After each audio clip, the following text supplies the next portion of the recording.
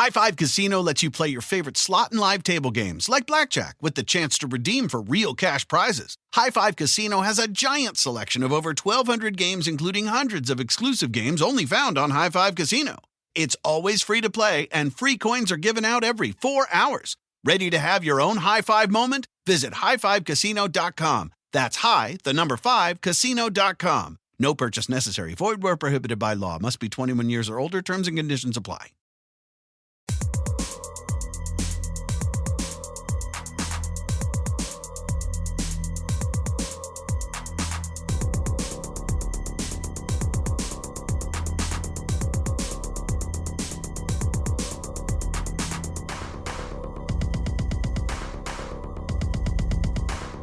Ladies and gentlemen, boys and girls, dying times here. That's right, we're talking about Friday the 13th in a whole different way on Kill by Kill.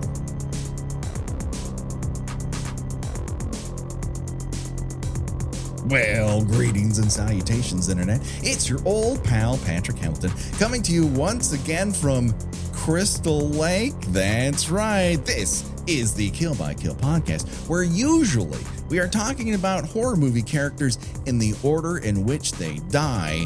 But this Friday the 13th, we're doing something a little bit different. That's right, we're going to do a poster draft. We're going to rank the worst to first of Friday the 13th theatrical posters, in the hopes that a graphic artist's untimely end is just the beginning of the jokes we might make at the expense of their work. And as always, there's only one person I trust to not put a death curse on me, the one, the only, Gina Radcliffe. How are you doing today, Gina? You promised we wouldn't go back.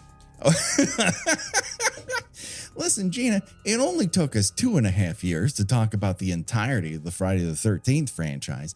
And honestly, for a good 5 years there, we never marked any Friday the 13th with any sort of SEO improving content. Well, that was usually because of just poor planning on our part. Yeah, we're bad producers of our own podcast. But lately, we've been trying to step it up with some sort of Friday the 13th content, whether that was forcing my then 13-year-old to watch the first movie and ask him about it, or, a Q&A session or whatever. But I think this might be my best idea. And why is that? Because I stole it. I stole it from another podcast. The best ideas are stolen. Yes, at least borrowed lightly. And speaking of which, Gina, I don't want to scare you, but we are not alone. That's right. We have special guests. Now, first up, you know him as the host and producer of the fantastic Screen Drafts podcast. And now I'm proud to say he is a Kill by Kill returning champion. The one, the only Clay Keller. How are you doing today, Clay? Oh, wow. Thank you for that introduction, Patrick. I was unaware that appearing on this podcast bestows upon me the title of champion. I thought I was just a guest. This is very exciting. You are so much more than that. Everyone who makes the mistake of saying yes twice gets hyped up when they return to the show. Wow. And so I'm very happy to have you here as a person who has so much experience with movie drafts, obviously, from your fantastic show. But I believe this is the first movie poster draft you have been conned into appearing on. Well, yes, this is on my show on Screen Drafts. As you well know, we use that sort of draft style. It's kind of our own spin, our original spin on a draft idea to rank movies. But we have a very, very strict rule on our show that we only draft movies. The only thing we ever discuss is full films. We never discuss parts of films or performances or things like posters. So I am looking forward to applying our technique to something a little bit different this evening. I think that'll be fun. This is what we enjoy on Kill by Kill, bastardizing art for our own purposes. Now, Clay, I don't want to scare you, but you're not our only guest. That's right. You may know him as an actor, a producer, a director of such films as Sequence Break, Beyond the Gates, The Leech, and his new film, The Lonely Man with the Ghost Machine, has just premiered in foggy London town itself. But I know him well as the singing version of Dr. Herbert West from Reanimator the Musical, the one, the only Graham Skipper. Welcome to Kill by Kill, Graham. Hello. Thank you so much. And I have to say, first of all, apologies to all the listeners for my hoarse voice. I'm just getting over COVID, so my singing voice is not up to par. However, I can say that I am very happy to be here with Clay drafting these, because he can confirm that it's not without desperately trying for years to get him to let me draft such things as, the best dying monologues or, other totally ridiculous things. And he's like, no, we are only going to talk about the movies. So finally, I get to talk about something ridiculous with him, and I cannot wait. Well, I'm so very happy and pleased that you are here. I'm a tremendous fan of your work. And I am excited to, break down the Screen Drafts formula and use it for our own purposes in a way that they can refuse to do on their own show. We will make it worse and better for our audience as a result. We're gonna use Clay up and down. It's gonna be great. Boy. Used and abused. That's right. Your intellectual property has been borrowed by us. What are you going to do about it? You're appearing on the show. That's pretty much what you're doing about it. So before we get any much farther than this, I want to explain which posters we use. Now, when we release this episode, I will put out a little PDF that'll have the posters that we're choosing from. But just a little bit of backstory before we go any further. I am using the first theatrical posters from each film. Now, you may look at that art and go, well, that's not what I remember. That's because for some of these movies, that theatrical art was eventually replaced, especially on VHS and then eventually on DVD, with other artwork you may be more familiar with. But these are the first theatrical posters that hit movie theaters, and they're not teasers, they are the theatrical posters for each of the 12 films that we consider to be part of the Friday the 13th franchise. The Paramount 8, the Goes to Hell and X from New Line, the Freddy versus Jason, and then the 2009 remake rebootable, whatever that was fun to watch, but didn't really go anywhere, from 2009. That's 12 posters that we'll be ranking from worst to first. And of course, for the rest of these rules, I now turn it over to one Clay Keller. Okay. Well, here's what we're gonna do, and I, Patrick, I'm obviously coming to you. I'm representing here the Screen Drafts technique. Yes, I am the commissioner on the show, and I always explain the rules. Then I commission the game, and that was sort of loosely the plan here today. Although I am also playing.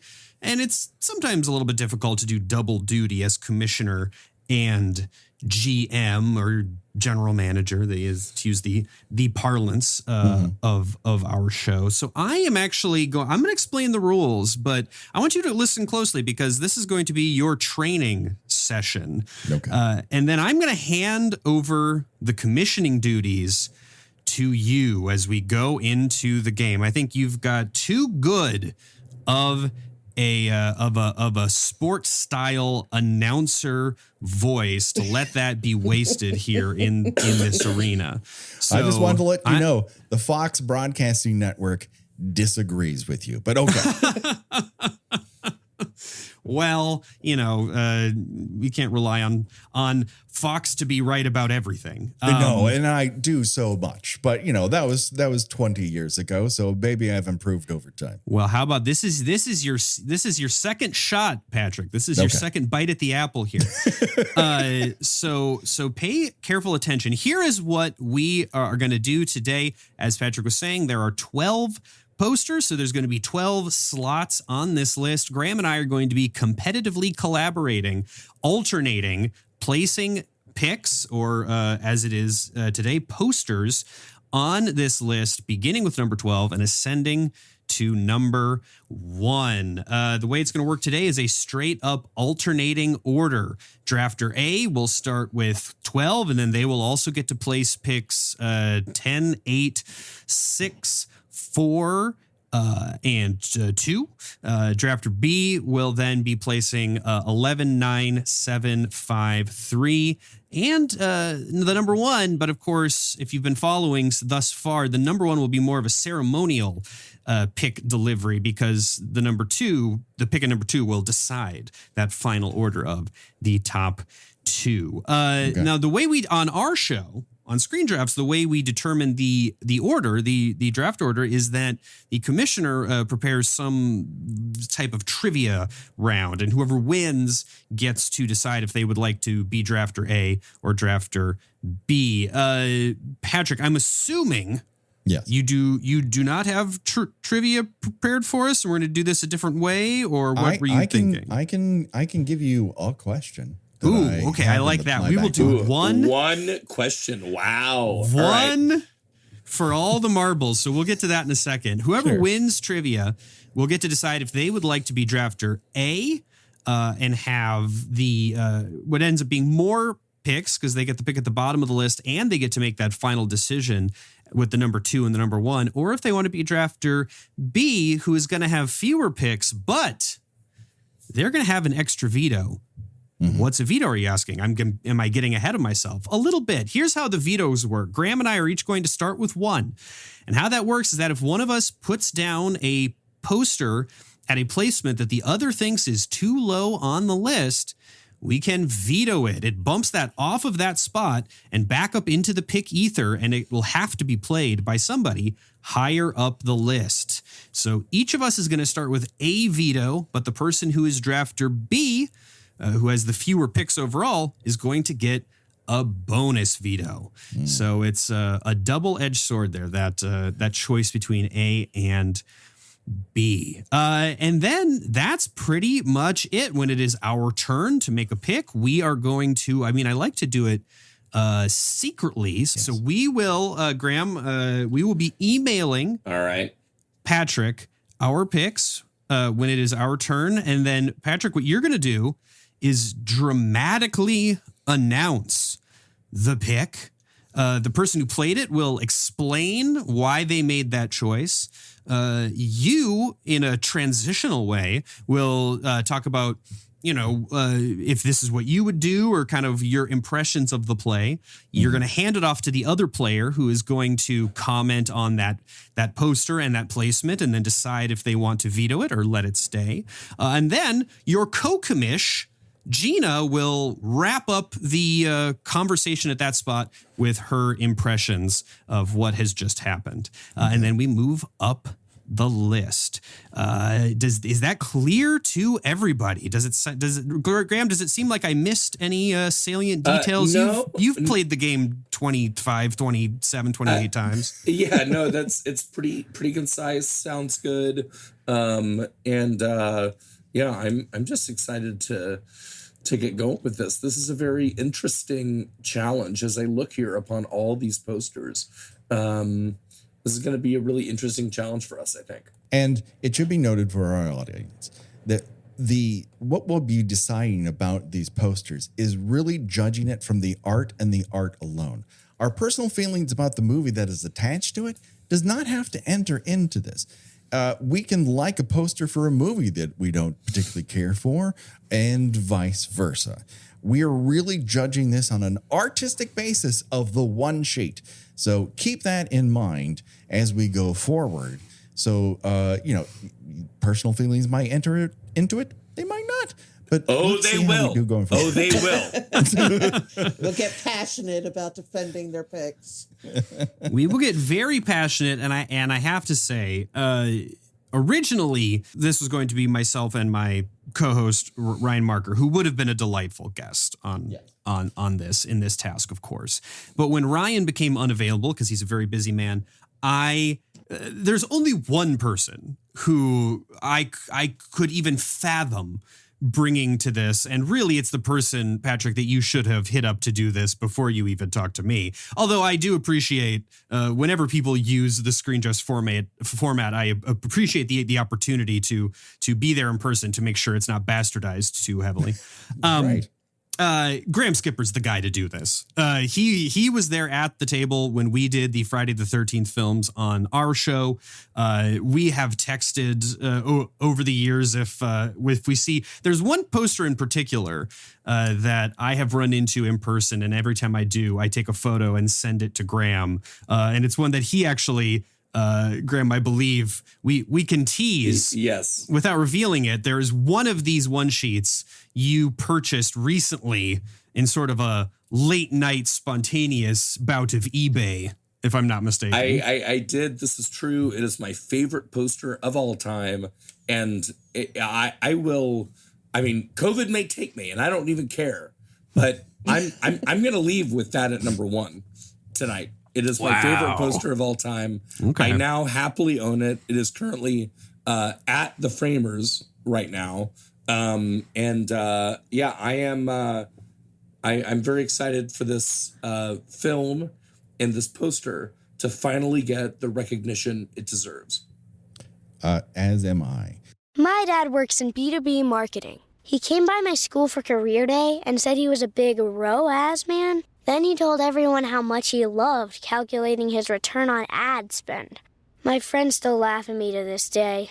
Not everyone gets B2B, but with LinkedIn, you'll be able to reach people who do. Get a $100 credit on your next ad campaign. Go to linkedin.com/results to claim your credit. That's linkedin.com/results. Terms and conditions apply. LinkedIn, the place to be, to be. It's time to have your high-five moment with High Five Casino, the top social casino where the action and real prizes never stop. Fun spins and big wins are right at your fingertips with over 1,000 games, including High Five Casino exclusives. High Five Casino is always free to play with free coins given out every 4 hours. Sign up today for a free welcome offer that can get you spinning and winning right away. Visit highfivecasino.com. High Five Casino. No purchase necessary. Void where prohibited by law. Must be 21 years or older. Terms and conditions apply.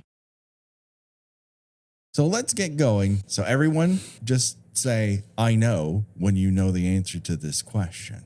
Now, this has to do with the 1980 original Friday the 13th. Of course, in that film, the film's antagonist and killer, who is not Jason Voorhees, is Pamela Voorhees. And her primary weapon of choice, believe it or not, is a machete. And although it takes her life ultimately in the end, it does take the life of something else in that movie. Can you name what life was taken by that machete earlier in the film? I know. I believe it's a snake. Yeah, it is a snake. You obviously now have the opportunity to choose whether or not you will take the A picks or the B picks. I am very happy to take the B picks so that I get that extra veto and that I get the ceremonial number 2, or not ceremonial. I guess I get to actually pick the number 1. So I'll take the B picks, please. All right. So Graham is going to be, you said, so Graham, you're going to be B. So I will be A. Yeah. Graham, you're going to have that extra veto. Yep.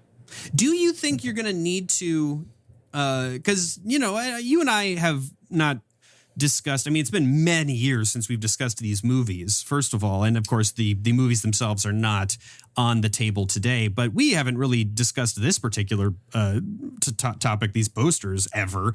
I know the one you want at number 1. Do you think I disagree with you potentially, or what do you, are you worried about my taste in the graphic arts? I'm honestly not worried about it, but I am. I do want to ensure that just in case you go crazy and you don't have the good taste that I think you do, that I want to make sure that I have a sufficient amount of padding to make sure that we can do this right. Makes sense.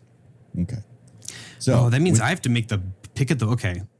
I'm going to go silent for a moment because I have to decide what to start at the bottom of this list. I just glancing over these, I'd say at least, there's a good chunk of these that I think are objectively even outside of the relative comparison of this particular group, I think there's a lot of really solid posters from this series. I agree. Yeah.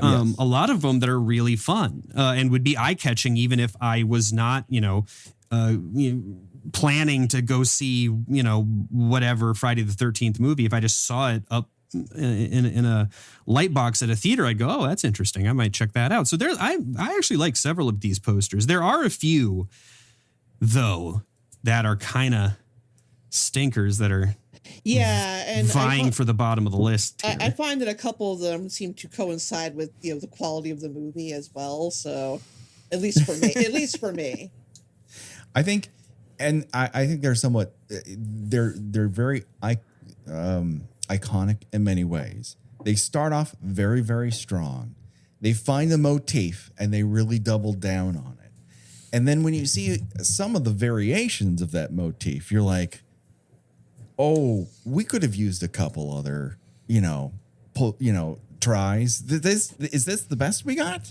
This is the best we're going to do. Hey, I'm in the promo marketing game myself. I've seen some pretty bad one sheets over the years. And I've seen some pretty great ones. And I would say this particular franchise is very smart in that it's trying to evoke a mystery without telling you that it's a mystery. And I think that's what kind of drives this, even though there becomes a point where you know exactly who the killer is going to be. That's why you bought a ticket. And it still tries to make a mystery out of it. So It's an interesting art challenge for these graphic designers for Once Upon a Time. Whoever takes up the mantle for another movie, which God knows we probably never see, they'll be really hard to press to come up with something as good as what we're seeing in this collection. So, Clay, whenever you are ready, send me your pick for poster number 12. This is the last, the bottom of the barrel here. Not to say that it won't have merit, but the one that sparks the least amount of joy for you. Okay, I'm going to send this to you, and actually, I'm a little disappointed that my pick for the worst of the posters. Mm-hmm.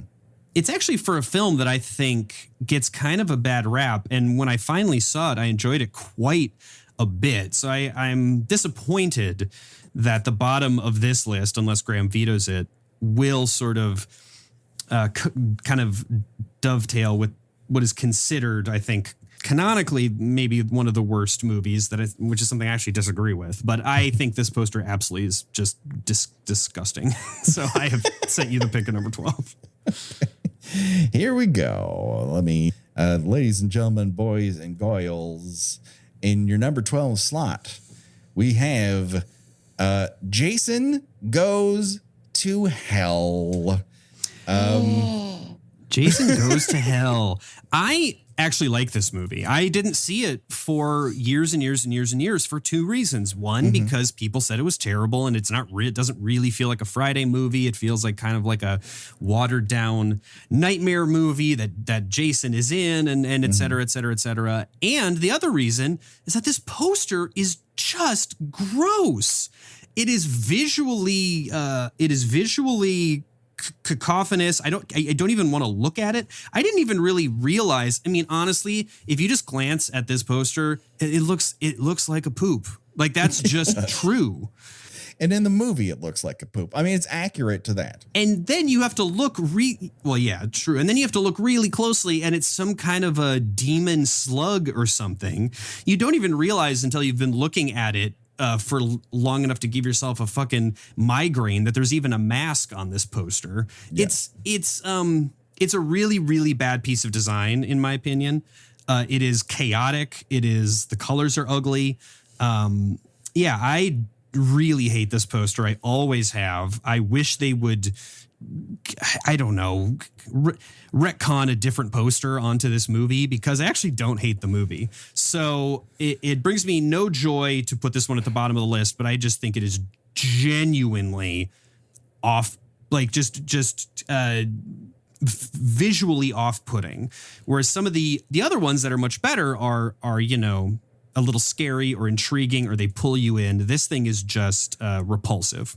Yes, I will say that unlike most posters, the Friday the 13th films for a while had this real desire to put explosions at the heart of the title treatment, when explosions are not really a thing you see in Friday the 13th movies. But for some reason, there's one of these movies has a real juicy explosion in it. Right. 7 does, but it takes a while to get there. Whereas like from 3D onward, they're just like throwing explosions into title treatments in the movies. And then finally it shows up in a poster. Now, before we get to how Graham feels about this, I just want to ask Gina. Gina, we had our battles with Jason Goes to Hell as a movie. It's a better Terminator 2 ripoff than I think a Friday the 13th film. There's lots of pros to it. There's plenty of cons. A man gets shaved on a dining room table, a skill we did not know that Jason had. And I will say specifically for this poster, which I also ranked in this 12th slot, I'll reveal, it's got a real burnt oven mitt with teeth feel going on with that creature. It does, but I rank this quite higher because it just I think that you tend to rate these according to how they would appear to somebody who had never seen the movie and had no idea. I just think you would look at this poster and think, well, I need to know more about what's happening in this movie, because there's flames, there's some sort of snake creature. This does not look like anything that has to do with a backwoods mutant killing people. Noted. I will also say, as a person who writes taglines for a living, Evil has finally found a home, has shit all to do with that movie. That is such a, I only got like an early draft of this script sort of tagline. I can't believe they put it on the poster. Graham, how do you feel about this placement? Everybody but Gina's insane. I ranked this as number 2. I love this poster. I distinctly remember this poster being on the VHS cover when it came out, and I distinctly remember going, "Oh my God, what the fuck could this be about?" There's a slug, there's flames, there's like a metal hockey mask, which obviously is never in the movie, but who fucking cares? It's a poster. And Evil has finally found a home. It's a perfect tagline because it's about a fucking parasite. It's an evil parasite. Yeah, its home is in someone's chest or face. Yeah, it has found a lot of homes. They were heart fairies, Gina. Come on. You got to remember this movie, right? They were Tinkerbells. I remember they were Tinkerbells. They were evil Tinkerbells. I mean, Clay is not wrong for thinking that it is a grotesque poster that is not pleasing to the eye. Clay, I'm so sorry that the Friday the 13th poster isn't warm and fuzzy and cuddly and happy for you. But a franchise known for its delicacy. It is intriguing. Boys. Something can be grotesque or I don't know, without being visually repulsive. I saw this, unlike Gina and Graham, I saw this poster my whole life and said, well, I know one thing I'm never going to subject my eyes to is whatever is behind that poster. I'm glad I finally fought that instinct and watched the movie, because it's kind of a fun movie. But this poster's awful. Graham, are you going to veto this or what's up? Oh man, I'm torn, because now I'm worried that you're going to be crazy the rest of the draft, and I need to hold on to my 2 vetoes to make sure that what I want at number 1 gets to number 1. That's the thing. This drill here. I know. When it comes to screen drafts, everyone gets a say, but nobody really gets their way. So that is a fantastic phrase. I said this on your show. I don't know why you didn't rip me off and just say it constantly. I don't remember anything that happened on my own show. Look, so I'm gonna let it ride. I love this poster. I really, really, really wish it were higher, but I've got a higher calling. Okay. It's so interesting, Graham, because the poster that I know is your number 1 is, I'd say, objectively, no, I don't know. And I'm trying to look at these as pieces of art. As Gina was saying, maybe I'm not even looking at them as sales material, as marketing material. I'm just kind of I'm closing my eyes and imagining like a gallery. Sure. And the one that is your favorite, and I'm not going to say if it's my number one or not. But I feel comfortable revealing. I think it is in that group that I said are posters that I like. I think that's actually a very cool piece of art, and I think it's got this great it's maybe whatever, at least there's like a hand-drawn quality to it that I love, and this other thing, this Jason thing, is just gross. It's just ugly and terrible. I definitely hear you on that, and I will say that, like, I don't disagree. I just, and maybe it's just nostalgia for me, but I very specifically remember the fear and the excitement that seeing this VHS box cover gave me when this came out, of going like, oh my God, what the hell is this going to be? So I do remember that feeling, but I certainly understand the kind of weird Photoshop quality of it. So I'm going to let it ride. It's fine. It's totally fine. I've got one goal here, and I'm going to stick with it. Well, that being said, it's time to climb the ladder once again. So, Graham, if you would take this moment while I speak extemporaneously to email me your pick for the number 11 slot in our Friday the 13th movie theatrical poster draft. We've started with number 12, Jason Goes to Hell, the first film from the New Line grouping of Friday the 13th films. And I will say, for the record, Clay, an accurate representation of what I think may be holding that one back a little bit is that New Line knew how to market and make Friday the 13th or Nightmare on Elm Street movies. And when they got the Friday the 13th franchise, I think they're like, I don't know, could he be like a magical demon who has special powers? And then a guy who's possessed with his heart fairies walks from Ohio to New Jersey with blood coming out of his mouth and no one notices? Like, sure. Yeah, that makes perfect sense. It's interesting, Patrick, Graham has not made his pick yet, but with his reaction to my pick, I think we're already revealing that we are maybe approaching this from very different directions. And I also am bringing no nostalgia to the table today. I didn't get into the Friday the 13th movies until I was an adult. So I don't have a memory of being a kid and being intrigued by any of these posters in the video store or anything like that. So I'm curious how much nostalgia will play into this. And I think with Friday the 13th, the nostalgia is going to play in heavily for anybody who was, excited about these films contemporaneous with their releases. Sure. And this will be interesting because Graham has chosen in the number 11 slot the 2009 remake for Friday the 13th with the tagline, "Welcome to Crystal Lake." Certainly something that copywriter put on page 1. All right. This is an interesting pick. Why did you, and I'm just going to make an assumption here, that your belief that what's wrong with this poster is the same with mine. Jason Voorhees should never wear a jacket. He's an undead mutant. He doesn't need to layer. Well, that was not my concern, but I understand. That's just a personal problem with me. Got it. Noted. Now look, I want to be very clear. I like this movie a lot. I think this is a great film. Derek Mears is probably the second best Jason after Kane Hodder. I just think that this poster, it's Jason in the woods. It's just kind of plain. It looks nice. It's not bad. It's just very Photoshoppy. And it doesn't it tells me exactly what I think it's going to be, which is, oh, Jason's in the woods. Cool. Yeah. All right. So it's fine. It's ho-hum. But ho-hum for me gets a low ranking. I think that's understandable. Before we go to Clay's reaction, I just wanted to check in with Gina real fast.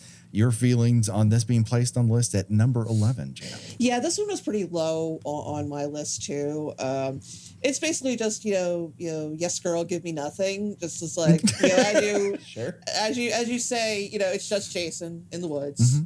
That tagline is terrible. It's like it's like, well, we need a tagline. Welcome to Crystal Lake. Got it. Perfect. Go Got press. it. Yeah, it's just like it feels very rote, and it's not pushing that this is kind of like not a new take, but like a fresh take on a series that had gotten pretty stale. It doesn't really scream, that this is for a new generation. Yeah. So it's blah. It's nothing. I mean, in the back of the mind of the person who's designing this poster, they probably said, we want to go photoreal rather than an illustration, as was the want of the time. That hasn't really changed that much. I do feel like they're trying to evoke the outline pose from the first two posters. That is at the core, trying to tie it back to the franchise. I appreciate that effort, but because they have darkened so much of it, it also makes it look like Jason is wearing a skirt. And I think he's going for I think he's got the layered flannel shirt that kind of Yeah. like he's a little grunge, very grunge. Yeah. I was about to say it was the 90s. It was not. It was nearly 2 decades later. All right. So Graham, this is this was in the middle of the pack for me. But Clay, how do you feel about this laying down at number 11? Yeah, this was in the general vicinity that I would have it on my personal list. My only plus for it is what you already pointed out, that it is sort of evoking that hands down at the side thing from the first two posters. But yeah, no, it's I agree with everything everybody has said. I don't think it's a bad poster. I like the low angle. I like the sort of the way that the trees are kind of coming up tilting in. It's got that kind of dynamic movement up towards the top of the poster. I like the backlighting, but it's not great. And in general, as I've sort of already revealed, the photoreal ones are tend to be lower for me than the hand drawn or painted posters. They're not quite as clean in many respects, but this is very understandable. So my one question to you at this point is, are you going to use your veto to move this anywhere along the list? No. I think I probably only had it one or two higher because I think it's a handsome poster, if a little bit underwhelming. And like I said, I do like that it evokes kind of the simplicity of the original posters. But I have absolutely zero confidence that if I vetoed it, it would be replaced with something that I would be happy with. Because I feel like there's a couple of these that I think are pretty ugly, that Graham has a high opinion of. But yeah, you're probably right about that. I'm happy to leave this near the bottom. We all come to this with our own sensibilities, and we're working collaboratively together to find where they are all worthy of something. We're all worthy to be put in movie theaters. So that's something fantastic. This is just personal opinion. So with that being said, Clay, you are next up to bat here in the number 10 slot. We're keeping it new line here as Clay has chosen Freddy versus Jason, the great meetup where no matter who wins, someone loses. No, wait, that was another tagline. Freddy versus Jason.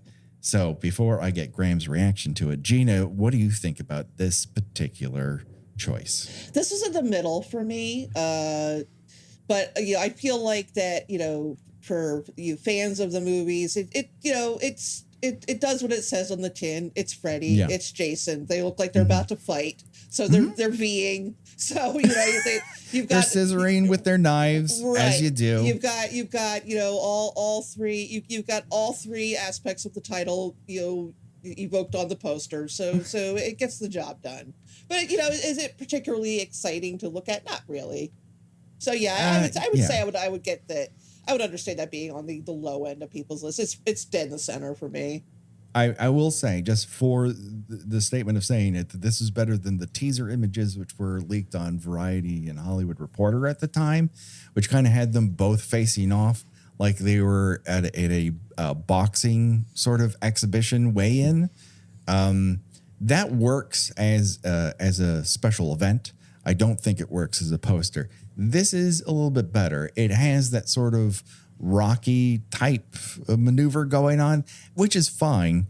But I think it's a somewhat disservice to what the movie actually is, where they don't really start to mix it up until well into the film. So it's more of a third act that it's a fight, but that's what you're teasing people to get to come into the theater. So Graham, now I have to ask you, what are your feelings about slotting this in the number 10 place? Well, I'm curious to hear Clay's thoughts on this first. Oh, Clay, my apologies. Again, this is not my normal format. Clay, it's not as easy as it sounds, is it? No, I thought I had this handled, and obviously I am an amateur. All right. Yes. I played this. Yes, at number 10. Yes. I think it's kind of a ho-hum poster. I think, as Gina said, it properly conveys the idea that Freddy and Jason are going to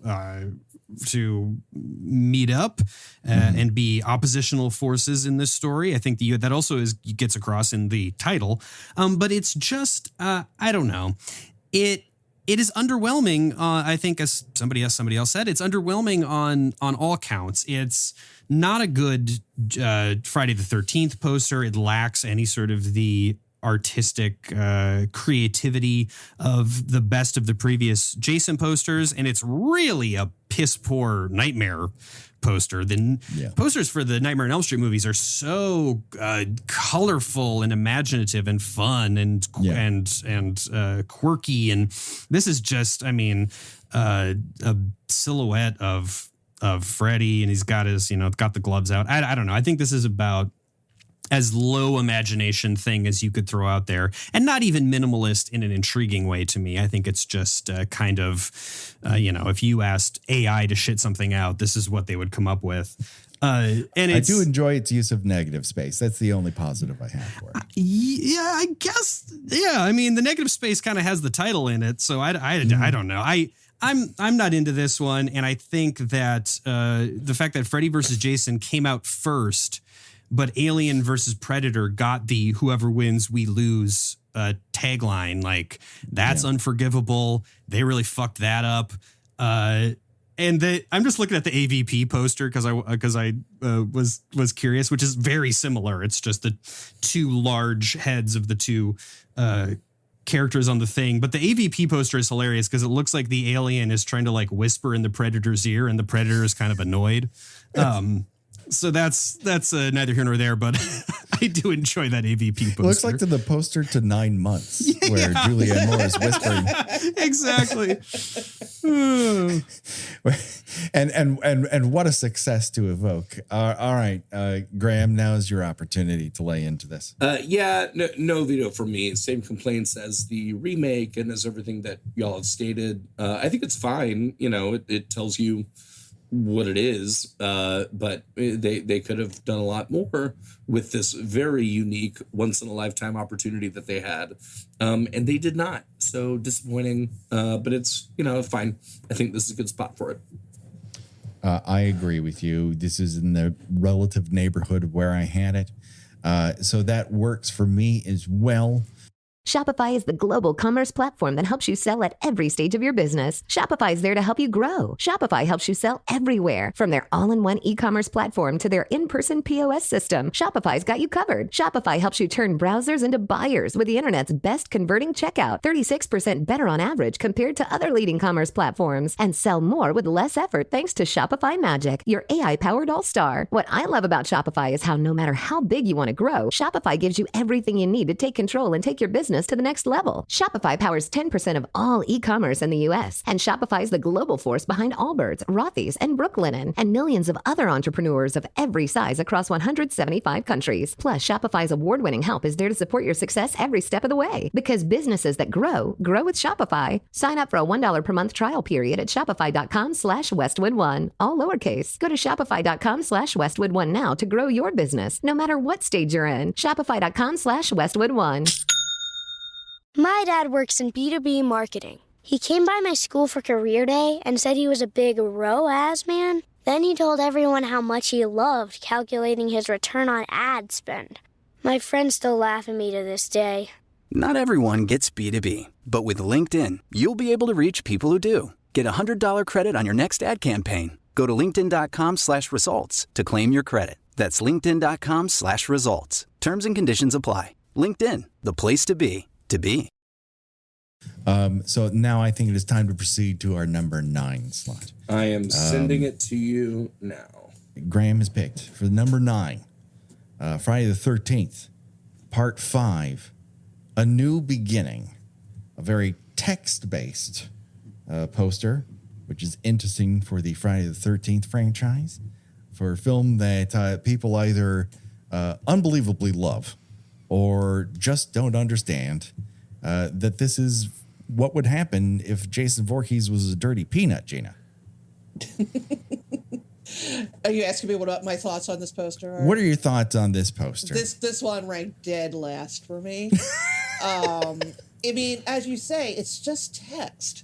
You know, it's just text. It's in the font choice is weird. It reminds me of when you go to like Marshalls or TJ Maxx and you see like the housewares that have that thin line and it says like bowl on a bowl, or like, you know, the salt pepper shakers, one says salt and one says pepper. It's just that straight line font. It's like this it sort of feels like a joke, like, no, this wasn't actually the real poster for it, was it? And it's just, I mean, which sucks because the tagline is pretty good. The if you're still afraid of Jason, you're not alone. That's not bad. But it's sort of killed by this sort of, you know, done in 10 minutes style poster.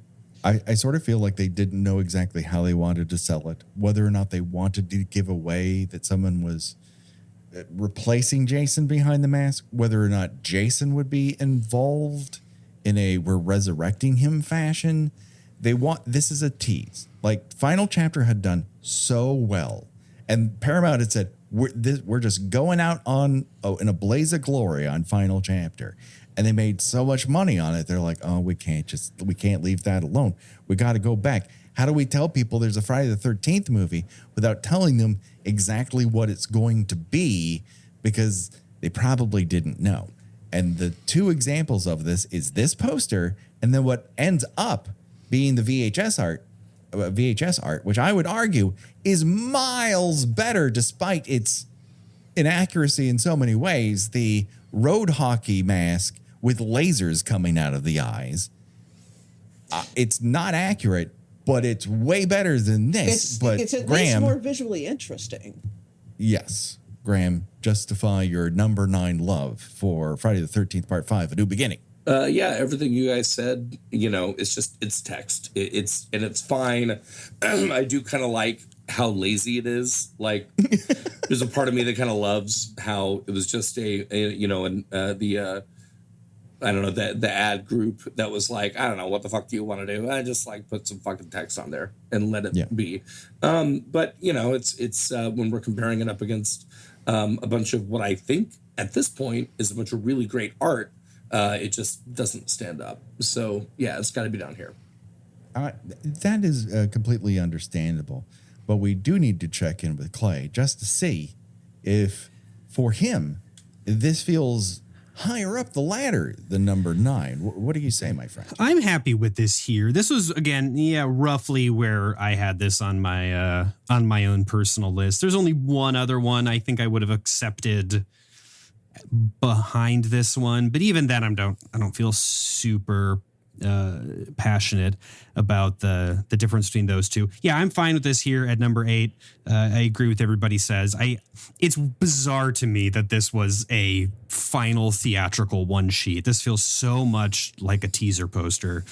Did they just maybe forget to like deliver the final theatrical one sheets, or from what I could gather when we were talking about this many years ago, like 7 years ago, Gina? I think so, yeah.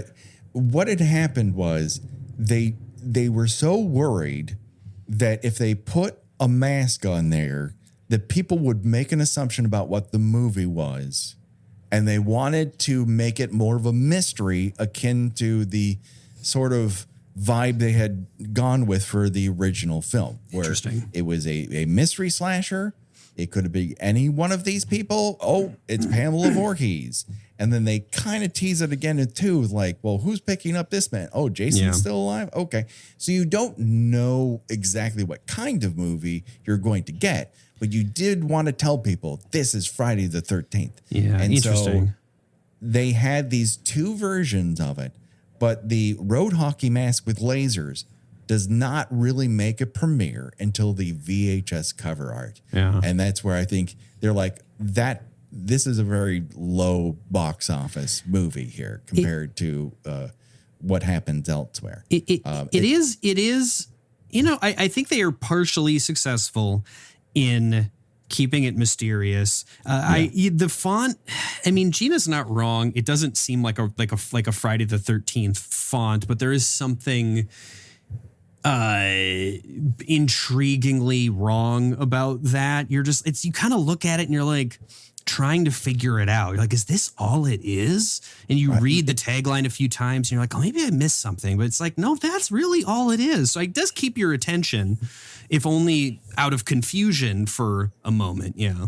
When you have like ellipses, but you don't have a question mark at the end of it, like you've added punctuation, but not all the punctuation. The font for me reads Addams Family title treatment. A little bit, yeah. Yeah. Now that you mention it, that's exactly what it is. Yeah. Someone at Paramount kept notes, and when they hit the 90s, like, remember that text-based Friday the 13th poster? I think I have a way to make these titles pop.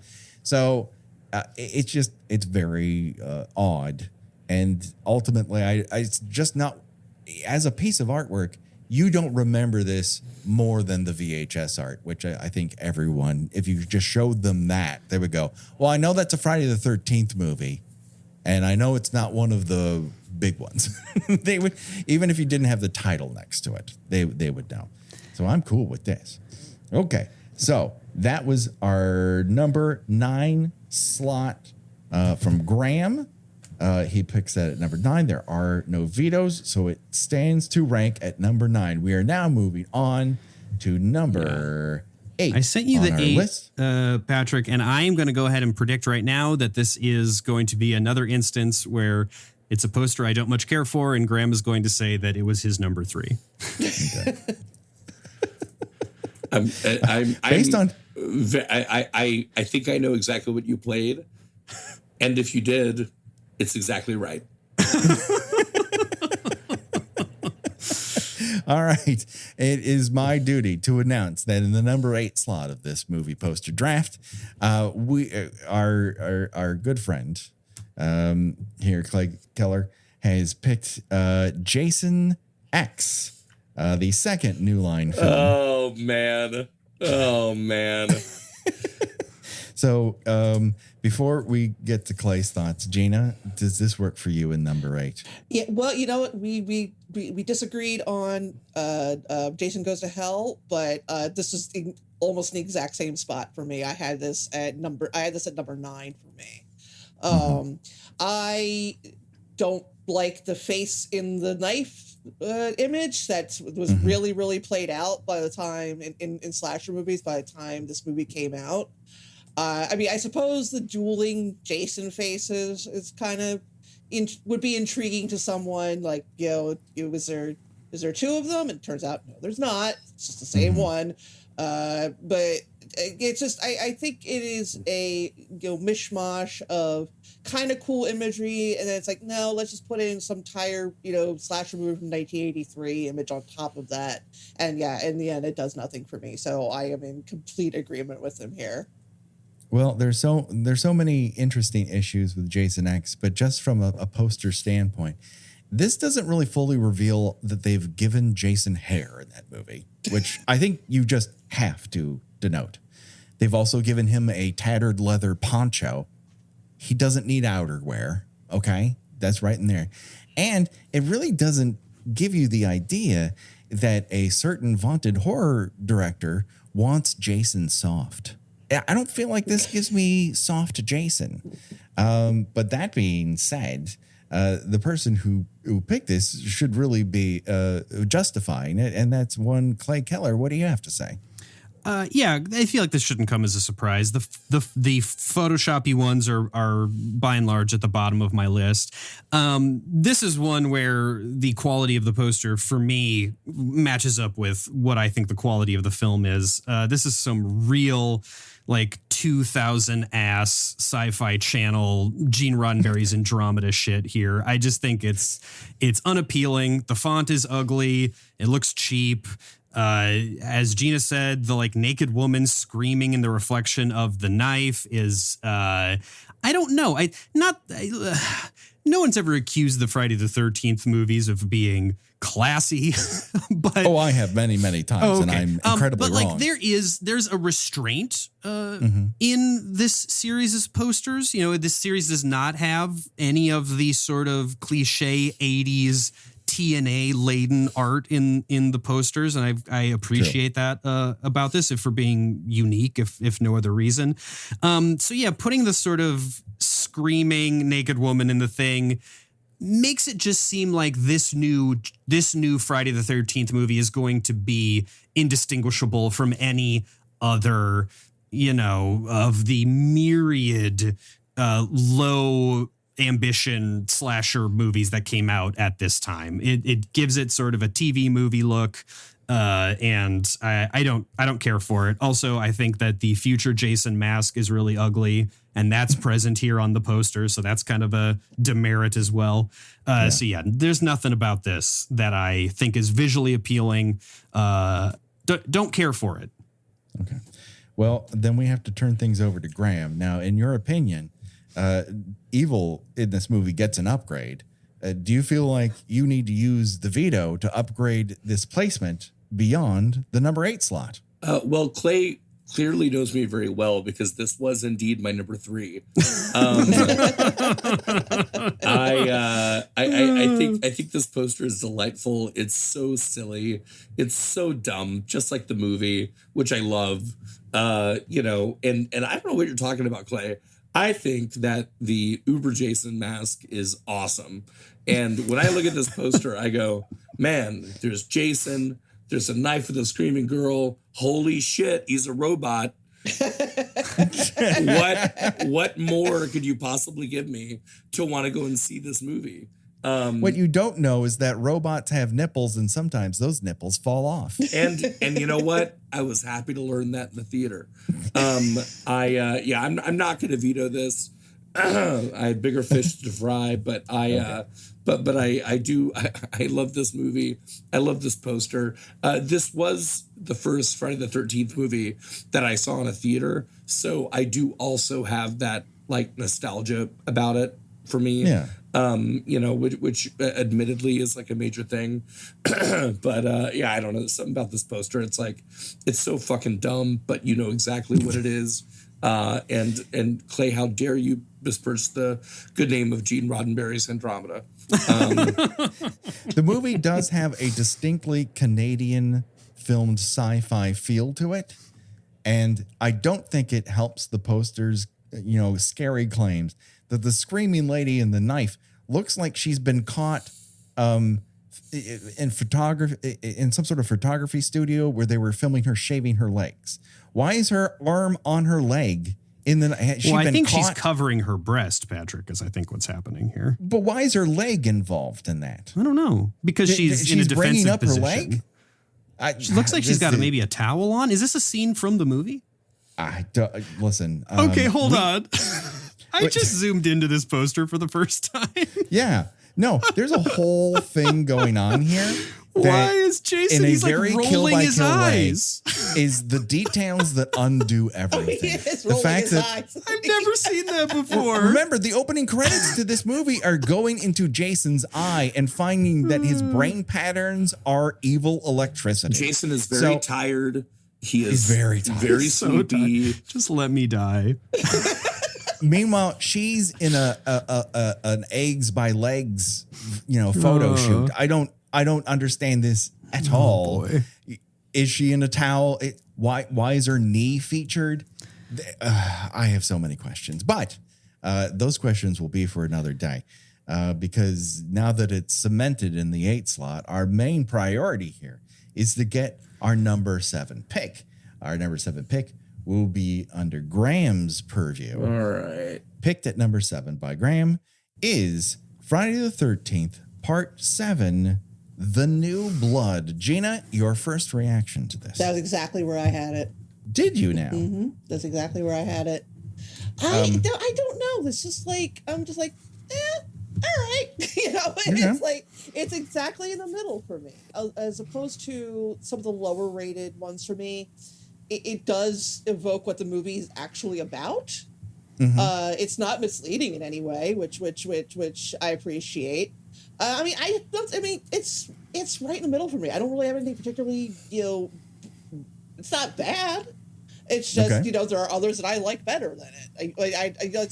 The best thing I could say for it is, it's reasonably well made and it accurately depicts what happened in the movie. It is. It's what's on the tin is what's inside. It feels like, he's going to encounter a girl with psychic powers, and lo and behold, he does. She has magic sparkles coming out of her eyes. Yeah, she got a little bit of magic sparkles backlighting him. She's got a little laser eye going on, which doesn't happen. But other than that, and a very clean bayonet leading to a river of blood below it. I personally enjoy the artistry of this, but Graham, what was your deciding factor to place Friday the 13th, Part 7, The New Blood, in this number 7 block? Was it just the numbering? No. Solid poster, hand painted, love it. I think the biggest downside that this poster has is that we don't know who the girl is. Like, if that had been like Jamie Lee Curtis, right? And like we knew, Jason's going up against Jamie Lee, then it might have more impact. When you just see this on its face, you're like, it's Jason and some girl. So I think that's the only thing. I like the poster. I like this movie. I think it's one of the better entries in the franchise, honestly. But I think that just as far as the posters are concerned, the other ones are just a little bit more exciting to me. Understandable. Clay, what do you have to say about this? Is this something that you feel strongly about? That this needs to move up the ranks beyond number 7? Well, that's interesting. There's maybe one other poster I would like to see beneath. So I only would have had this maybe one spot higher. Mm-hmm. So is it worth a veto? I'm not entirely sure, but I agree with Graham. I think this is one of the better movies. I think it's a really fun movie. And I also agree with Graham. Paramount should have ponied up and paid Sissy Spacek and made this an official Carrie sequel. 100%. Yeah. Then we're talking Jason versus Carrie. That would have been quite something. No, but I think this is totally serviceable. I like the burst of light kind of coming out of the darkness. I like the hand-painted nature of it. The mysterious woman with the sparkle in her eye is interesting. Tagline is not bad. It says, on Friday the 13th. Is this one of the ones that was actually released on a Friday the 13th? Yes. Well, there you go. That's great. I think that this is, and this is, what I also like about this is it has a very 80s feel to me. Not all of the posters in this franchise really embody sort of the aesthetic spirit of the decade in which they were released necessarily, but this one really does, and I appreciate that. I agree with you. There's so much that goes into this that I very much enjoy. I love the sort of almost Struzan-esque, painterly artistry behind this.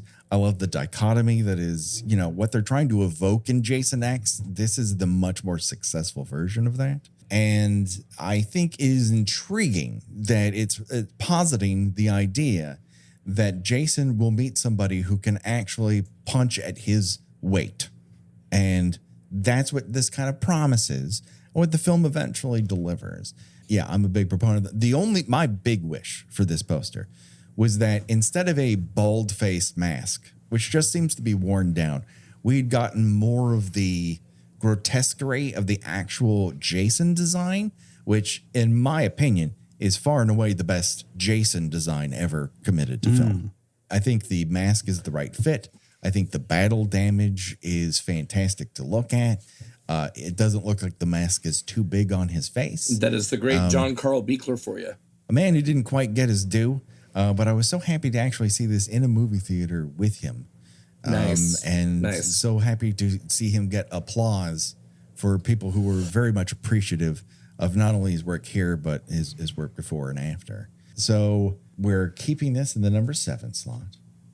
So we have, just to review, because we're pretty much at the halfway point, no vetoes have been used. At the number 12 slot, we have Jason Goes to Hell, the final Friday. In number 11, we have Friday the 13th, the 2009 remake. In the number 10 slot, Freddy vs. Jason. At number 9, we have Friday the 13th, Part 5, and it's very text-based theatrical poster. And number 8 slot, we have Jason X in all its Canadian sci-fi glory. And then number 7, Friday the 13th, Part 7, a poster I had a little bit higher up, but I'm not really mad at it because there's so much good stuff going on here. So now we are beyond this halfway point. It is time to move into the top of the top 12, starting with number 6, as we reveal that for Clay's pick, for number 6, we have Friday the 13th, 3D. Gina, first reactions. Again, this one's in the middle for me. It just feels that the machete placement bothers me as a woman. It's a little. Wait. We're bringing gender into this. Are we getting real woke here? It's a little phallic for my tastes. I mean, far be it from slasher movies to be phallic. And no. It's not like entire books have been written about that. Come on, right. Gina. Let's keep things fair. But this is one of the only ones that obviously you got the half naked woman in the knife in Jason X, but this one just kind of feels a little more blatant about it than the rest of the series. So it's just off-putting. Well, it's also trying to poke at you, which is, we both know, is kind of Friday the 13th 3D's big thing. Right. I will say, as a lobby display, this was very memorable to me as a child, as I constantly asked my parents to send me to the theater so I could see Jaws 3D over and over again. This was the display that I kept seeing in that particular lobby. And I was like, oh my God, that looks so fucking scary. So it worked on me, maybe too well. That being said, Clay, justify your number 6 love for Friday the 13th 3D. Yeah, I don't like this movie very much, but again, that's neither here nor there. I don't think this is a very beautiful piece of art. I think it's kind of ugly. They're sticking with the silhouette, which is interesting. That it takes till the 4th movie to show the.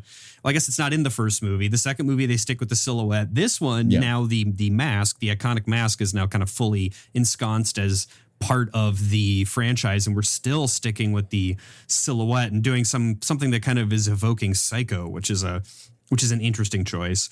Well, I in Paramount's defense, you have to wonder, like, if they give away the hockey mask element, that's introduced midway through the movie. So that's true. Propping it up, what was the juice there? The juice was with the silhouette. How do we vary that? The knife, which introduced the 3D concept, it's going through a shower curtain. So in their mind, they're working with what has worked before this. No, I had forgotten that the mask doesn't come in until halfway through the third. It's been a while since I've seen these movies. It's good that we're not discussing the films in depth today because I was not prepared to do that. But yes, clearly, Patrick, you're on the payroll of someone who worked at Paramount 35 years ago. So you're holding up your end well. No, yes, it conveys the concept. I just think it's ugly. The brown on the title treatment is very unappealing to the eye. Black and brown look terrible together as a color combination. So I think even if they had made that white, or maybe stuck with the red that they often put it in, it maybe would have looked cooler. But yeah, I just think there's something about it that is just sort of, it doesn't, the night, I don't know, it doesn't, it's not dynamic to me. It doesn't grab my eye. It takes me a second to even like realize that that's what's happening in it. And yeah, brown and black is just a death knell aesthetic. So don't care for it. Understandable. Graham, what are your feelings about this poster, which has a knife coming through a shower curtain, which ideally you would think would wipe away the blood that's only on the very tip of the knife, that blood dripping on the woodcut 3D that's below it. What are your feelings here? I this is sort of a toss up for me between this and part 7. In terms of like kind of how I felt about them. I agree with everything Clay said. The worst part about this poster by far is the brown typeface. It just doesn't pop. But I do really like the knife coming towards us. I like the blood, not just on the knife, but on the D in the typeface. I like the tagline, a new dimension and terror. I think that's fun. And I like that Jason's sort of, silhouetted behind that curtain. I think it's interesting. So yeah, good spot for it. Let's solidify that then in the number 6 slot. Yeah, I have to assume someone at Paramount said, I don't think white should be the way to go here because that might draw your eye away from the knife evoking the 3D element here. And someone said, well, so much of that movie takes place in a barn. Let's make it look like a barn. And that person should have been fired. And the strange thing, Patrick, is that was his suggestion for every movie. Not right. He was always his take was always, let's make it look like a barn. And they let him get away with that for years before they fired him. The Godfather, The Conversation, Saturday Night Fever. What if it looked like a barn? We need more wood here, they would say. Like, I don't know. This is an Oscar play. This is not something we need wood for. And finally, they got to 1983, and he's like, I know what we're going to do here. And if you haven't seen it in 3D, my constant suggestion to everyone is to see it in 3D because it actually makes sense in 3D, whereas it wouldn't otherwise. All right. Graham is next up. He's choosing the number 5 slot. Here's where vetoes might start happening if Graham and I are not aligned. We'll see. We'll see. I think we might be at this point, Clay. In the number 5 slot, Graham has chosen Friday the 13th, the final chapter, our part 4 of the Friday the 13th series. Gina, how do you feel about this? This is my number 4, so pretty close. I just like its simplicity. I mean, obviously, back then, people were convinced that if they said it was going to be the final chapter, it would be the final chapter. It certainly, seems like, no, we really mean it, guys. This is the last one. Even though, obviously that wasn't the case. But I think it's very straightforward. But it's also visually interesting enough to make me want to know more about what happens in the movie. I don't want to pull my weight around here, but I'm just going to tell you straight out. I think this is one of the greatest posters for any slasher film ever made. I think it delivers exactly what you're going to get. I think it is promising something that the audience can't believe they would actually do, which is kill off Jason Voorhees. I think the mask with a giant knife through one of its eye holes and plenty of blood behind it tells you, oh, is he not going to make it out of this? Is someone really going to stand up to this unkillable killer who we last saw with an axe in his head? And he's going to die in this? And that got butts in seats. this movie poster, I think, is one of the finest examples of 80s horror. So I don't want to speak out of turn, but Graham, what is your justification for this? Yeah, I mean, I love this poster. I have this poster hanging on my wall.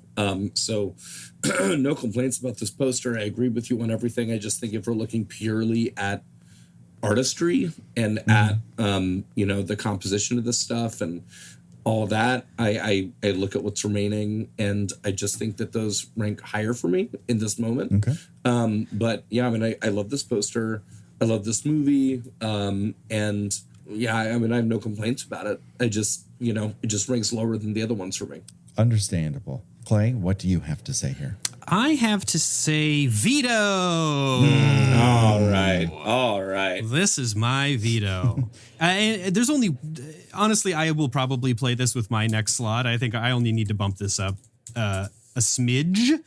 But there is one remaining that hasn't been put on this list yet that I think is fairly bereft of inspiration, even if on its own it's not that bad. So I really hope that's what Graham replaces this with. Okay. I have sent my replacement to you, Patrick.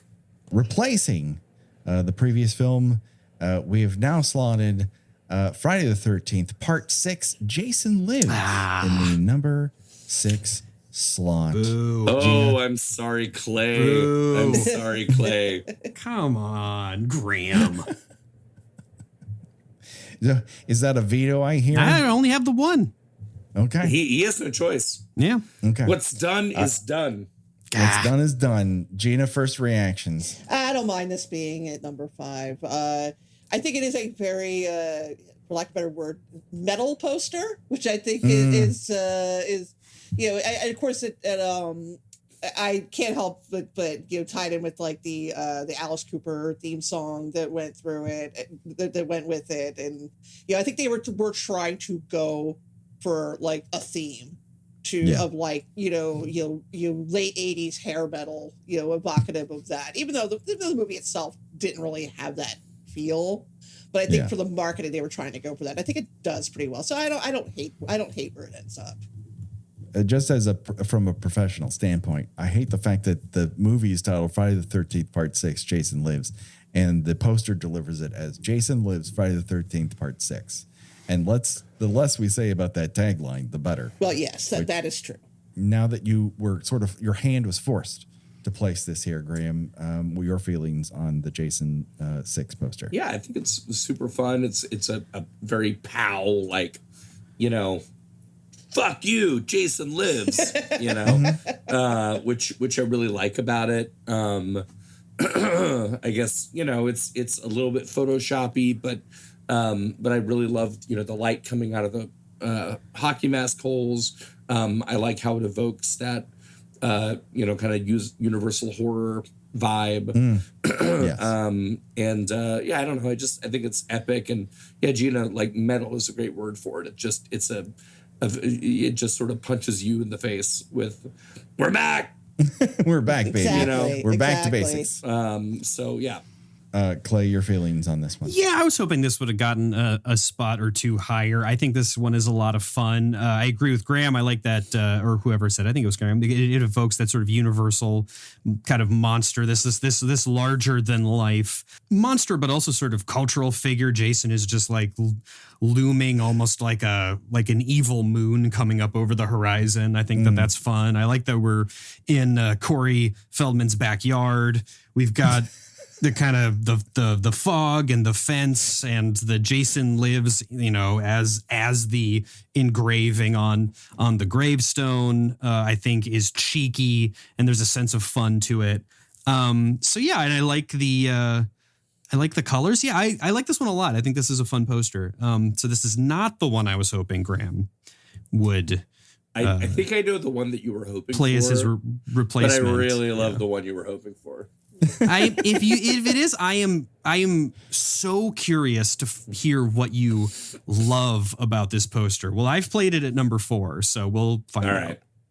I love that this evokes the sort of monster movie vibe, which the movie is. It's absolutely one of the later Mummy sequels where you've got a wrapped guy just causing chaos throughout the countryside.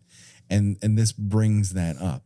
But I will note that Corey Feldman in his backyard actually happens in part 5. And also, well, maybe they took this image from that, Patrick. You don't know. They have a graveyard in part 6. Yes, Like they go with Horshack to dig up this grave, and what kind of friendship that is. Let's all just big up for that one. When someone comes to you and says, please help me dig up this serial killer that I killed a couple years ago, and that person says yes, that person's a friend for life. Friend for life. And I will remind the audience, Patrick, that you in no uncertain terms said we did not need to be able to speak with any sort of authority about the films themselves. Absolutely not. No. This is for my own nerdy doofus edification. No, please correct me at every possible chance. I only bring this up just to say that in that dream sequence, 2 guys dig up the bones of Jason Voorhees to have sex with that corpse. That is not said out loud, but every action and look they take give that impression to the audience. And that's really important for people to know.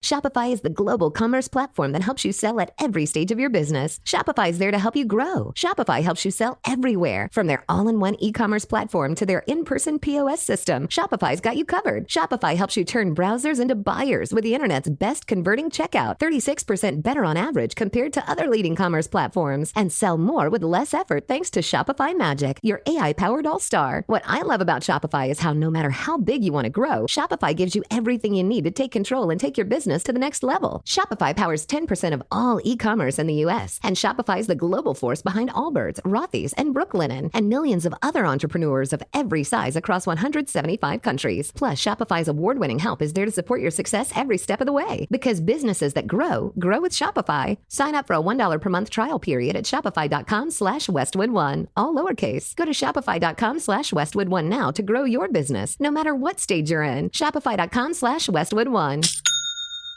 My dad works in B2B marketing. He came by my school for career day and said he was a big ROAS man. Then he told everyone how much he loved calculating his return on ad spend. My friends still laugh at me to this day. Not everyone gets B2B, but with LinkedIn, you'll be able to reach people who do. Get a $100 credit on your next ad campaign. Go to linkedin.com/results to claim your credit. That's linkedin.com/results. Terms and conditions apply. LinkedIn, the place to be. Okay, so Clay has sent me his number 4 pick. In the number 4 slot, Clay Keller has chosen Friday the 13th, Part 2, the due of the Friday the 13th franchise. Gina, your first reactions to this? This was a pretty low ranked one for me. It's lazy. It's the first one, just, with the forestry scene taken out and they swap out a weapon. And that's what it comes down to for me. It's just, another one that seems like it took about 5 minutes for them to put together. And it's just like, okay, well, you want us to come back for a second time. You're not really, getting me into the theater to see this. I feel like they felt like blanking out everything and just giving you the title was the most important part. And I will say, from a tagline standpoint, the body count continues. I don't know if you all have noticed this over the past 8.5 years. I really like this line. That is true. We do have to give it credit for that. Yes, we only steal from the best, as evidenced by our swiping the screen drafts format for this particular episode. Clay, this was your pick. Why did you feel this needed to make it to number 4? Yeah, I think what I said was that it's bereft of inspiration. Yeah, I just what Gina said. I think it's just it almost feels like this was the rough draft, and they're like, well, we're gonna do, the first one again, but we're gonna have a different painted image inside of the silhouette, and then they forgot to do one, and they're just sent this to the presses. It's just, it's nothing. I don't know. It's fine on its own. If this was the poster for the first movie or whatever, you'd be like, oh, that's cool. It's very minimalist. I like the outline silhouette holding a 3-dimensional weapon. That's kind of fun. The font is great. But yeah, following the first one, it seems lazy. And gosh, all due respect to you guys, I don't even think that tagline is that good. So I don't know. I'm not big into this poster. I'm kind of surprised it got as high as it did. I think I'm kind of, if I had my way, 3D is really ugly though. Yeah, this was middle of the pack for me. I'm surprised it got up this high. It was middle of the pack for me, but Graham, you have the tools, you have the power. Do you feel opposite of everyone else? This needs to be higher up the list. Well, I mean, I what I like about this poster is that it is so simple and it is so blatantly copying the first one. Like, I love that when you look at it, you're going, okay, they take the iconic image from the first movie poster, they eliminate everything else from it. They put in a fucking bloody axe. They put the title up there, and the body count's continuing. Fuck yeah. I'm in, like, great. When I remember as a kid, like walking through the VHS shelves and looking at all these movies, I just remember this being so striking. And so like, what the fuck am I about to watch? It's like, I don't even see what the person is. So I don't know. I like it. I like it because it's simple. I hear everything everybody is saying, but I am drawn to this. My eye is drawn to it. So I think it's appropriate that it's up here. It's simple. It's clean. It works. It's getting down to brass tacks. And so I'm happy to note that in the number 3 slot, we have Friday the 13th. Part 4, the final chapter. Now, we spoke about this previously. I did not actually. Well, then let's turn the microphone over to you, Clay, and your thoughts on this placement here. All right. Yeah. So I'm glad this got 2 spots higher. I'm very pleased about that. Aside from the fact that this is my favorite of the films, there is an almost elegant quality to this image. There is a timelessness to this image. I look at this and I almost it evokes like the skull in Hamlet sitting on the stage or something. I love that there's this very kind of self-aware. You said they are the idea that it's the final chapter. The knife stuck in Jason's eye. They're promising something epic. They're promising a bold, creative choice, something very memorable, something historic, if you will. And I do think that this poster is trying to get across that idea that this is to be taken seriously. This is the important Friday the 13th movie. This is the cover that would almost be on like when you go into the bookstore and they have all of the, great novels and they kind of have the similar artwork. This is a very like it looks like something you'd read in school. I love the Shakespearean quality of this, the theatrical, as in the theater quality to this. And it's great. I love this one. I'm glad it got a couple spots higher. I agree with you. The classical, I think, is an interesting way to put it, and one I agree with a lot. And I also like its use of borders, making this image just slightly smaller so that it's more impactful to the eye. I love the tempera paint element of the blood. It evokes what it's usually done with just an illustration with real objects. Yeah, there's a lot going on. Giving it the border, I'm glad you pointed that out because giving it the border does almost give the sense that you are looking at this image on a gallery wall. Like this is it is a piece of art and not just a poster. I had this in my number 1 slot. That's how much I enjoy it. But that's neither here nor there because I'm not in charge of picking things. In the number 2 slot, we have from 1980 the original poster for Friday the 13th from Paramount Pictures. Gina. In number 2, we have the original. This is what sold it. This is what made this movie the number 5 box office hit of that year. A year with a lot of amazing films, including Empire Strikes Back. This is 4 slots away from Empire Strikes Back on the box office game. So, Gina, what are your feelings about its placement just below the number 1? Yeah, I mean, you can't argue with it. It's it's it's an iconic poster. It's got a lot happening visually.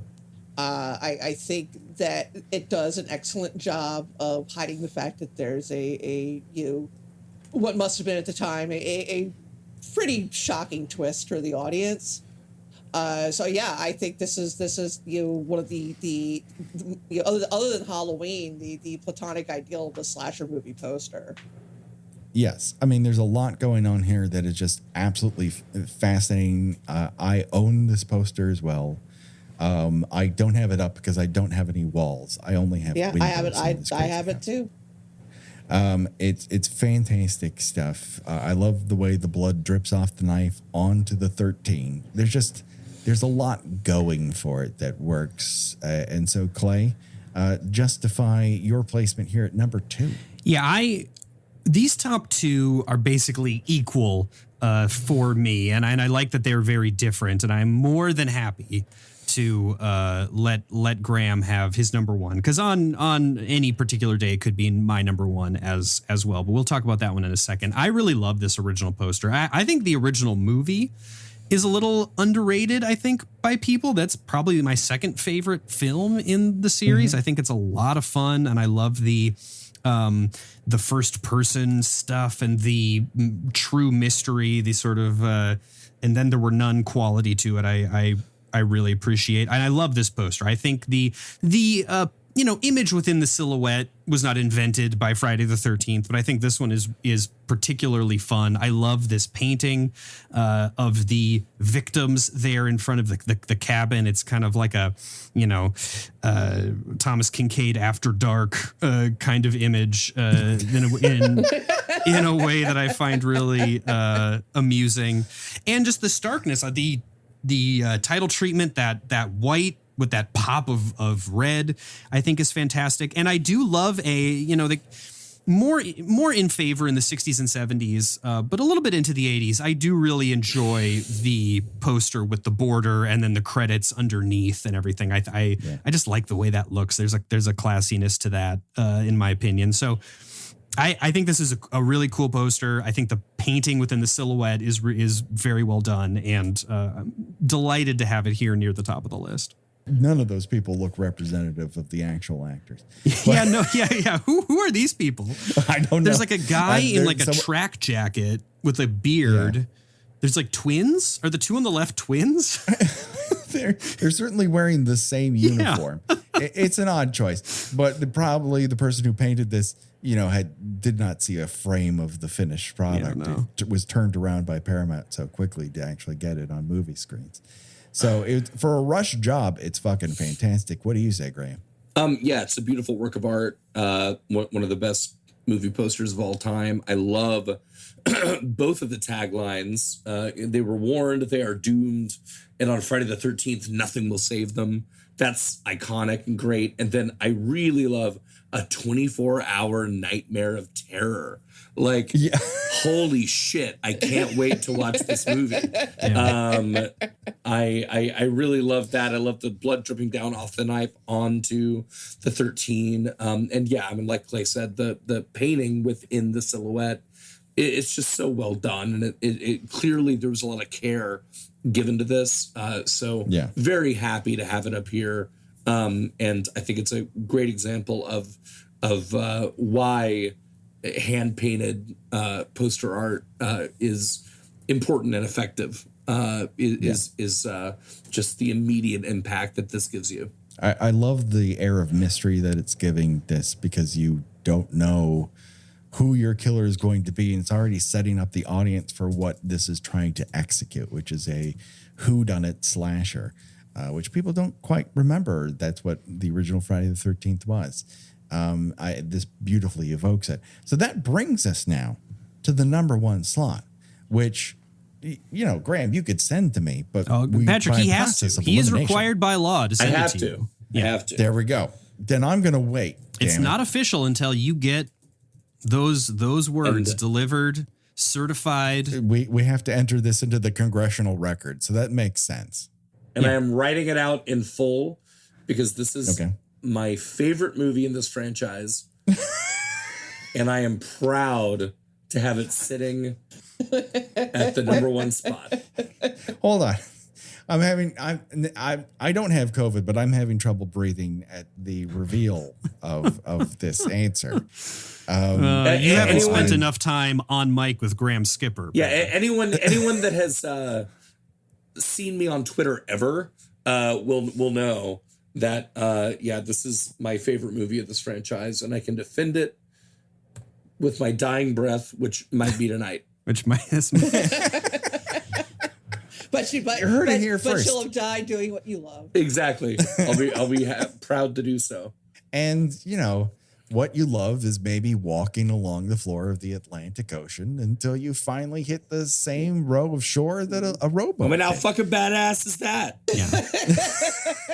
I just want to see I assume out there somewhere is a deleted scene from this film where they have to ford the ship in a Fitzcarraldo style way to get it out of that lake.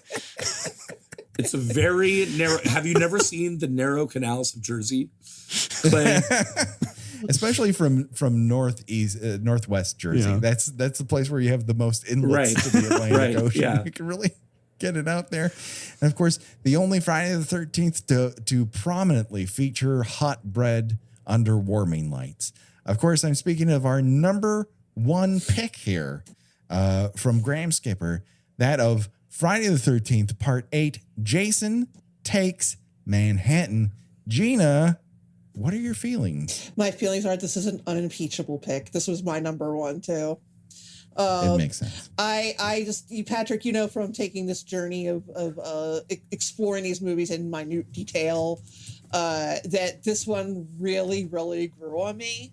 Between when we did the original breakdown and then when we did the commentary track on it later, that I really developed an affection for this movie after initially thinking it was one of the dumbest things ever put to film.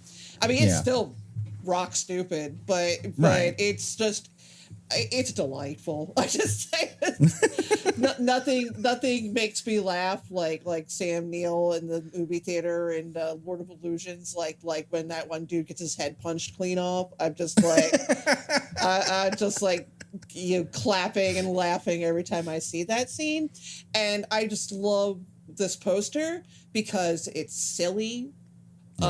It's the first one that is trying to go for something kind of humorous, which it's parodying something which I love, and I think it's really just it's firing on all cylinders. I just really it's just a perfect poster, and it's perfect for the type of movie it ended up being. I agree with you wholeheartedly. I had this at my number 2. And I think it is fantastic. Now, for those at home who maybe haven't seen this image, we're not talking about the VHS copy here. This is the original theatrical poster for Friday the 13th, which was sued out of existence by the city of New York, who did not enjoy their I Heart New York logo being co-opted by Paramount Pictures for their cheapy slasher movie that barely takes place in New York. So, Graham, obviously this speaks to you. Are there any other elements of this that you just have to get off your chest about why you love the poster for Friday the 13th, Part 8, Jason Takes Manhattan? I mean, this poster is just so fucking good. As I hinted at or said earlier, I just bought this poster on eBay. I finally found one. So happy. It's at the Framers right now. It's getting a beautiful blue frame. Can't wait. I love this movie so much because it is so silly, but it also takes itself so seriously that I feel like it has such a perfect kind of synthesis of like silliness and seriousness and fun and gore and violence and all the things that I want. When the severed head from Julius went up on auction, it was the initial bid was like $150. I bid on it. Didn't win, but I bid on it. I wanted to get it. Right. I love this movie, but this poster especially. I mean, look, you can think whatever you want about the film, but the poster, it fucking sells you on it. Like it says, Jason's coming to New York. Go fuck yourself. Everybody in Times Square is gonna die. You know, it's like so great. I love that the city of New York sued them. Like, I think that's so funny. And it's just, you know, color wise, it's, you know, the blue with the red, the way that he's coming through the poster itself. I just think it's beautiful. This is my favorite movie poster of all time. So very, very happy to have you here at number one. There's a lot of storytelling going on here, which I really, really enjoy. I think this film was hurt financially from not having this be the final theatrical poster. There's so much to love about it because it evokes all the things we instantly think about New York. This logo, toxic waste in the sewers after midnight, the many alleyways of New York City that are fully furnished and allow you to sit on couches for hours at a time and shoot up drugs. These are all things we all think about New York. And this is what this movie brings to the fore right away. Clay, your opinion on the Part 8 poster reaching the number one slot of our draft? Yeah, of course, I was faced with the final decision there between this and the poster for the original film. And while I think how do we put this? The gulf between quality of poster and quality of film is perhaps wider with this one than it is for the first movie. I think this poster is, as Graham said, this is one of the best posters of all time. I don't hate this movie. I think this movie is fun. I think it's a little disappointing. Obviously, you know, not a new observation that he does not spend much time in Manhattan. It's kind of they could have made two movies, one where he's on a boat and one where he's in Manhattan, and then everybody would have been happy. But this poster's so dynamic. We're talking about use of negative space before. I love how he is slashing his way through this iconic, perhaps one of the most iconic examples of minimalism in graphic design. This I Heart New York thing has become sort of an immortal image. And I was going to say there's a delightful irreverence to this. I think Graham perhaps put it better when he said, go fuck yourself. But this is it's so dynamic. The colors, the portion with the mask, bursting out behind with the city scene kind of out of focus in the distance. I just think that's lit and colored in such a great, intriguing, and terrifying way. And I don't know. This is all-timer poster. I saw this. I sent Graham a photo of this because I came across it in a store in Los Angeles. And I almost bought it, even though I don't even really care about this movie either way. I almost bought it myself just because the art is so good. And I bemoan the loss of movie posters that are on their own works of art. I mean, we were looking at this wealth of these 12 posters, and you can just go through chronologically and see in between this one and Jason Goes to Hell. In my opinion, they stopped trying to be art. You know, there are movies from the past that are either movies I don't have a strong opinion about or have never seen, but I do, and I would happily display them in my home because on their own, they are a work of art. And then by the time you get to, even if you like the imagery, you get to Jason Goes to Hell, Jason X, these last, 4, I don't know if anybody would look at this on its own and be like, that's a work of art that you would display because it reminds you of the movie you love, or it's representative of the movie that you love. So I'm happy with this final list. I think that the pieces that are on their own works of art made it to the top, which was my goal going into this. Well, I agree with you. Just a review for everyone. All the way back at number 12, Jason Goes to Hell. Then Friday the 13th, 2009. At number 10, Freddy vs. Jason. Number 9, Friday the 13th, Part 5. Number 8, Jason X. Number 7, Friday the 13th, Part 7. The New Blood. And then at the number 6, Friday the 13th, Part 3, 3D. Then at number 5, we have Friday the 13th, Part 6, Jason Lives. At number 4, Friday the 13th, Part 2. Number 3, Friday the 13th, Part 4, the final chapter. And number 2 slot, the original 1980 Friday the 13th. And then all the way at number 1, the original theatrical poster for Friday the 13th, Part 8, Jason Takes Manhattan. Folks, this has been fantastic. Josh Hollis does all of our artwork.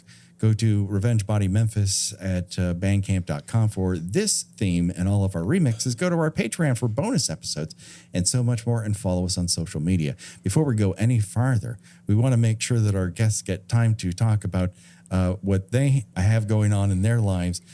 Graham, where can people see and hear more of what you've got going on, especially with the movie coming out? Find me on Twitter at Graham Skipper. My movie, The Lonely Man with the Ghost Machine, is coming out on pretty much anywhere you can rent or buy video online on, I believe it's September 17th through V Channels Media.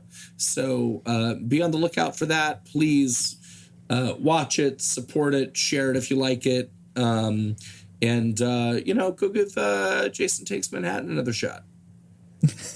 Do it today. It's a fun time. And Graham, it is such a tremendous pleasure, and I say this from the bottom of my heart, that you've been a fantastic ambassador for horror in so many facets throughout your career, and it is an absolute pleasure to have you on our air. Well, you're very kind, and thank you for having me. And again, I'm sorry for my hoarse voice tonight, but I've really, really enjoyed being here. And Clay, as always, it is a pleasure to square up against you, and even more of a pleasure that I got to square up against you and play Jason Takes Manhattan at a number 1 slot for anything. So very, very happy with the outcome of tonight.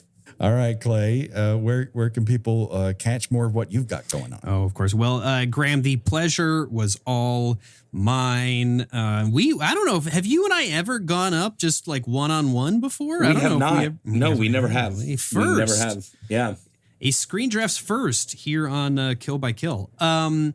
The show is Screen Drafts. If you just listen to this, you have a pretty good idea of what we do on our show. This is the ranking game format that we cooked up, and we're 6 years in now, nearing 300. By the time you're listening to this, we might be up at 300 drafts. So if you enjoyed Jesus Christ. Yeah, I know, right? It's going to be 300. The end of October is going to be, the last episode of October is going to be 300. Wow. I believe. Wow. So yeah, if you enjoy discussions arranged in this fashion, this game fashion, check us out. We've got, I guarantee you, there will be many topics and many guests that you already are interested in and or love that you will want to listen to as a gateway. And then once you get into it, we've got a great Patreon. It's our booster club, patreon.com/screendrafts. If you're a Graham fan, and I know that you are, Graham, I don't have the numbers in front of me, Graham, but you're well into the 20s in terms of apperances. I think I'm like 25, maybe. Yeah, there you go.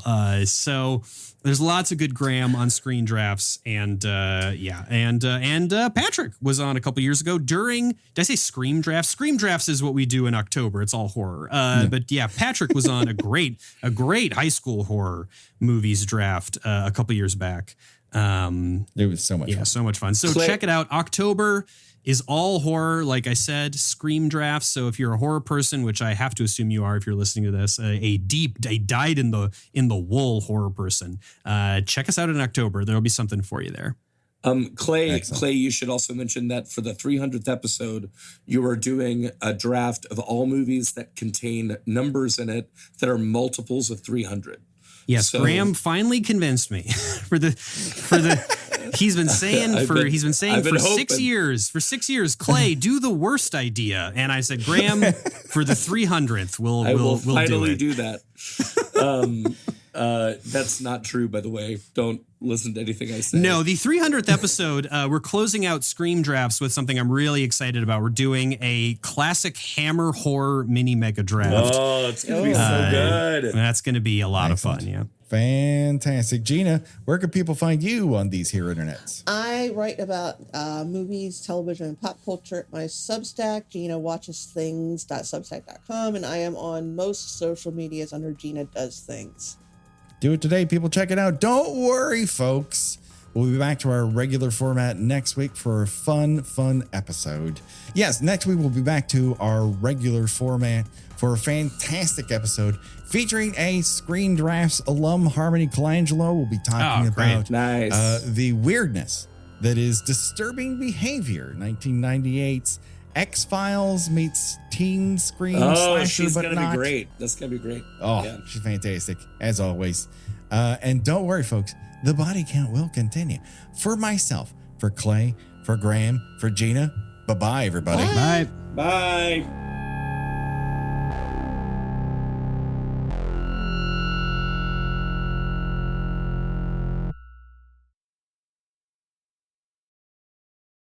It's time to have your high five moment with High Five Casino, the top social casino where the action and real prizes never stop. Fun spins and big wins are right at your fingertips with over 1,000 games, including High Five Casino exclusives. High Five Casino is always free to play with free coins given out every 4 hours. Sign up today for a free welcome offer that can get you spinning and winning right away. Visit highfivecasino.com. High Five Casino. No purchase necessary. Void where prohibited by law. Must be 21 years or older. Terms and conditions apply.